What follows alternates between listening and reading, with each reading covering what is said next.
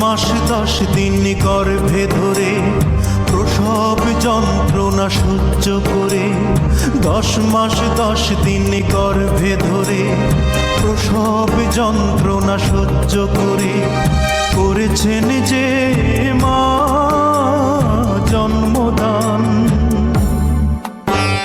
ঘুম পাড়ানি গান শুনিয়ে বুকের রক্ত দুধ বানিয়ে, ঘুম পাড়ানি গান শুনিয়ে বুকের রক্ত দুধ বানিয়ে করিয়েছেন যে মা দুগ্ধ পান।